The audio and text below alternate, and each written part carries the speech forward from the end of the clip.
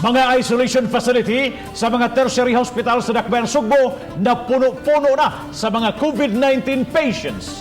Gumikan nini ang uban dito na sa mga silingang Dakbayan magpa-admit.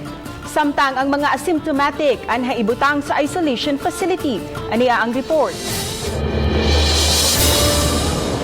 Gibutyag ni Cebu City Councilor Dave Tumulak nga puno-puno na mga isolation facilities sa mga tambalanan din sa Dakbayan sa Sugbo.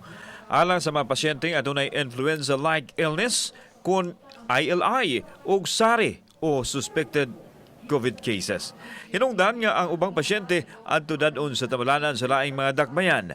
Gipatinaw hinuon sa konsehal nga tipik lang sa ospital ang gigahin isip isolation facility ug dili ang tibok hospital. Dawaton gihapon sa mga hospital ang ubang pasyente nga naghambin sa laing balatian. Lukob-lukob na gyud tanan gyud nga mga hospitals. Mapuno ni kining ilahang gitawag og SARI og ELI isolation centers. Wa magpasabot nga ang tibok hospital puno na. Matag hospital doon na lamang sila i-allocate nga mga number of beds para sa mga suspected or positive COVID patients. Mao ni sila nagdaghan karon.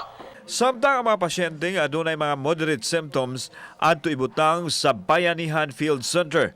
Ang mga asymptomatic ipahilo na gihapon sa Barangay Isolation Facility. Busa may hangyo ang dakbayan sa DepEd nga lugwayan pa ang ilang paggamit sa mga classroom nga magsilbing isolation facility. Ang DepEd mihatag og tagal hangtod lang sa Hunyo 15 nga ipagamit ang mga eskwelahan isip isolation center. Mao ni ato ang hangyo no ngadto sa DepEd nga unta lugwayan. Anyway, wa pa bitay klase. Ang sa nato sa ganing pasalamatan ng DepEd kay kun wa pa ning atong mga barangay isolation center.